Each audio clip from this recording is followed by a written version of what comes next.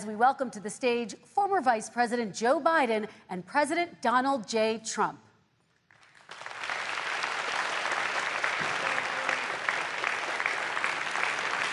You also said a vaccine will be coming within weeks. Yes. Is that a guarantee? No, it's not a guarantee, but it will be by the end of the year. But I think it has a good chance. There are two companies, I think, within a matter of weeks, and it will be distributed very quickly. Can you tell us which company? This is the same fellow who told you this is going to end by Easter last time. This is the same fellow who told you that, don't worry, we're going to end this by the summer. We're about to go into a dark winter.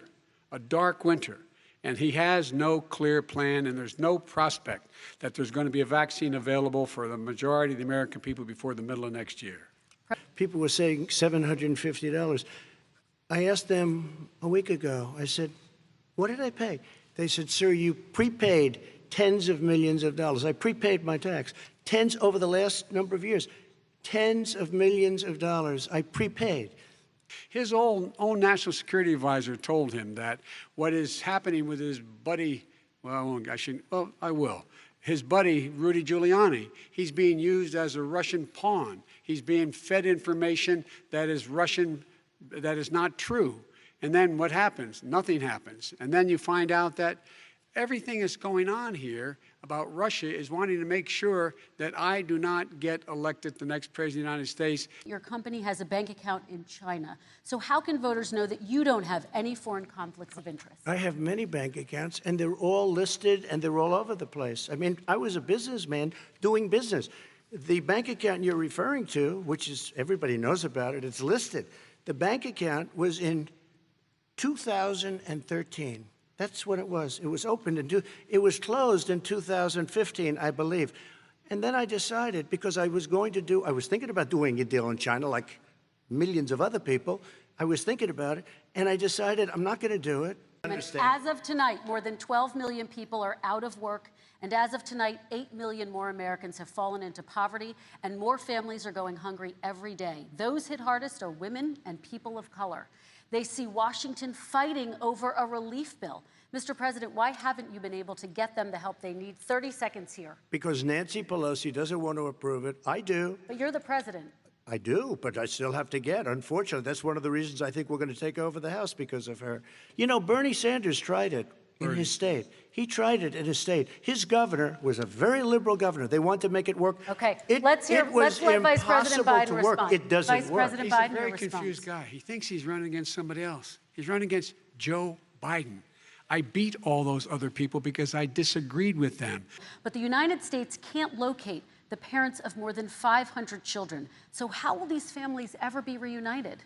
Children are brought here by coyotes and lots of bad people, cartels, and they're brought here, and they used to use them to get into our country. We now have as strong a border as we've ever had. We're over 400 miles of brand new wall. You see the numbers, and we let people in, but they have to come in legally, and they come in through merit. But how will you reunite these kids with their families, Let me just tell you, Mr. President? they built cages. You know, they used to say, I built the cages. These 500-plus kids came with parents. They separated them at the border to make it a disincentive to come to begin with. Real tough. We're really strong. And guess what? They cannot, it's not coyotes didn't bring them over. Their parents were with them. They got separated from their parents. And it makes us a laughing stock and violates every notion of who we are as a nation.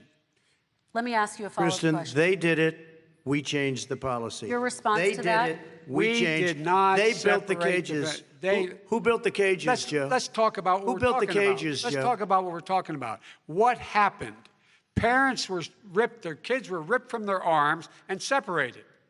And now they cannot find over 500 sets of those parents, and those kids are alone. Nowhere to go. Nowhere to go. It's criminal. It's criminal.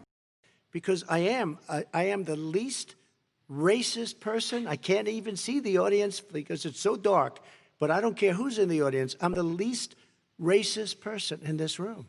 Okay, Vice President Biden, let me ask you very quickly, and then I have a follow-up question for you. Abraham Lincoln here is one of the most racist presidents we've had in modern history. He pours fuel on every single racist fire. Every single one. Started off his campaign coming down the escalator saying he's going to get rid of those Mexican rapists.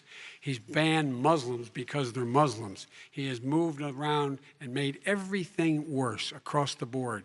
He says about the poor boys, last time we were on stage here, he said, I told them to stand down and stand ready. Come on. This guy has a dog whistle about as big as a foghorn. Success is going to bring us together.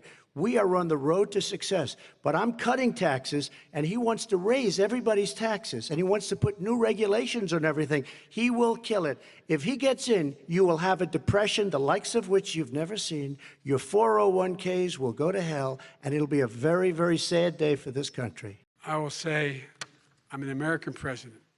I represent all of you, whether you voted for me or against me, and I'm going to make sure that you're represented. I'm going to give you hope. We're going to move. We're going to choose science over fiction. We're going to choose hope over fear. We're going to choose to move forward because we have enormous opportunities to make things better. We can grow this economy. We can deal with the systemic racism. And at the same time, we can make sure that our economy is being run and moved and motivated by clean energy, creating millions of new jobs. And that's the fact. That's what we're going to do. And I'm going to say, as I said at the beginning, what is on the ballot here is the character of this country. Decency, honor, respect, treating people with dignity, making sure that everyone has an even chance. And I'm going to make sure you get that. You haven't been getting it the last 4 years.